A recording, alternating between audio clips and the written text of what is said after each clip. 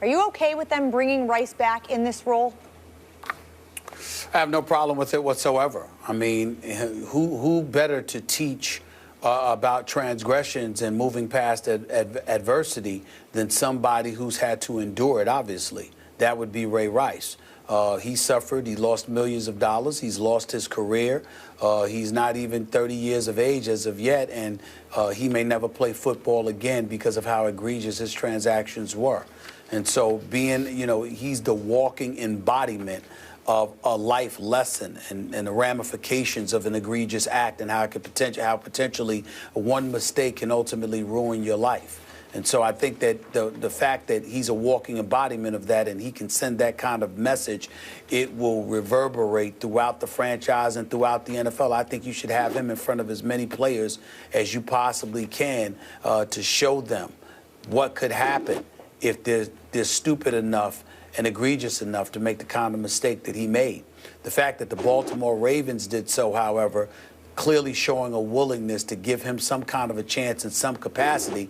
I would also like to add, I think Ray Rice is incredibly, incredibly lucky that even a consideration is being given in that regard. Because Steve Bisciotti, the owner for the Baltimore Ravens, quietly and tacitly went about the business of trying to support Ray Rice.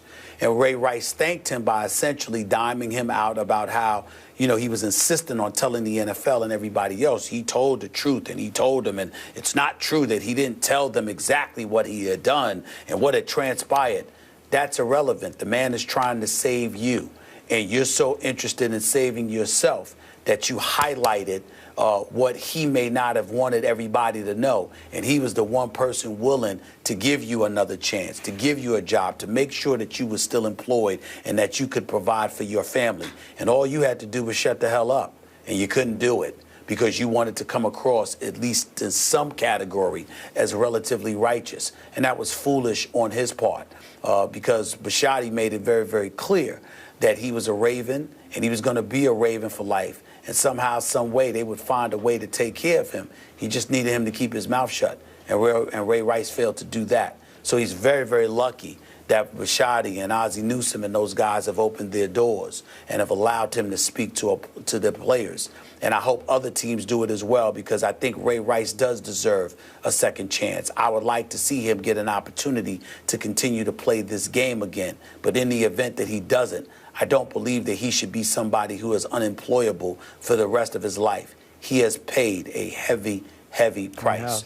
And he has conducted himself with the level of contrition that we would like to see the Greg Hardys of the world and others do. Let's give this man credit for that and open the doors to giving him some kind of second chance. Well said. And obviously, Stephen A., in no way, shape, or form are either of us remotely trying to condone what Ray Rice did to his wife in that elevator. Not at all. We're not at all. Okay. Now, I'm glad you brought up Greg Hardy.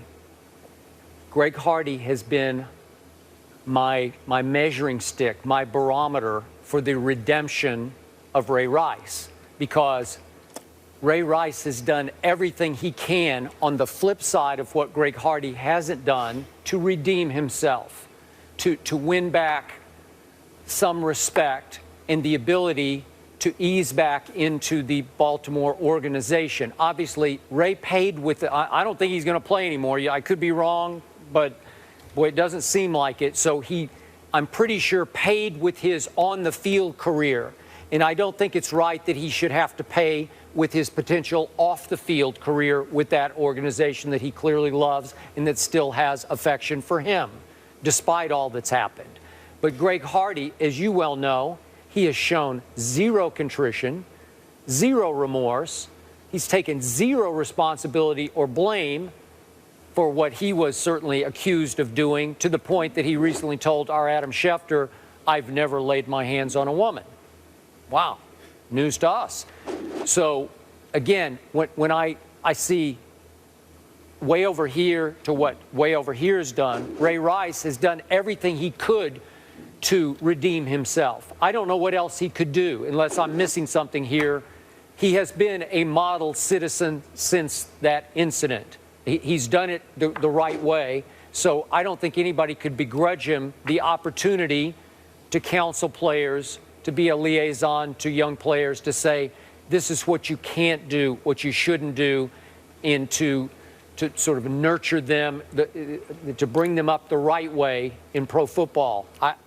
I would welcome him back to that organization. So would I. So would I. So beyond the idea of him being this advisor, who you both seem to agree he is perfectly suited for because he is essentially taking responsibility, even by doing this, even by speaking to these young players about what has transpired in his life since, do you see him playing again? I know you've touched on it, but is this a step towards him playing again? The problem with Ray Rice not playing again has very little to do with this incident, believe it or not. If Ray Rice had the stature, meaning the potential that Greg Hardy is perceived to have on the football field, Ray Rice would be back in the league this season. I have no doubt in my mind about that. The problem with Ray Rice is the combination of his transgressions combined with the fact that he was averaging approximately 3 yards per carry.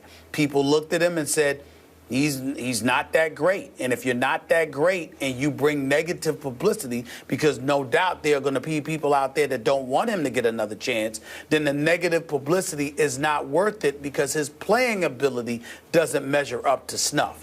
If Ray Rice was Adrian Peterson, let's say, for example, it wasn't a child abuse scandal that Adrian Peterson found himself in. It was domestic violence. I promise you, Adrian Peterson would be on a roster. I promise you that. If he had done the same thing that Ray Rice did, he would be on a roster because he's universally recognized as one of the top 2 running backs in all of football. It's just that simple. Ray Rice is far from that. That's why he isn't getting the chance, because people don't believe in his ability and that ability is worth the negative publicity that's going to come with it. That's the issue. You're right. He was already in decline as a running back.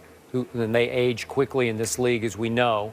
So he's been out now. I'm losing track. Is it 3 years? There's no way. He's done as a football player. Close to 3 years. No. Yep. But if nothing else, perhaps he can redeem his legacy with football fans. Coming up, is Draymond Green overrated? Hall of Famer Oscar Robertson had some choice words about his work ethic. We'll tell you what he said after this. I think you like me like that.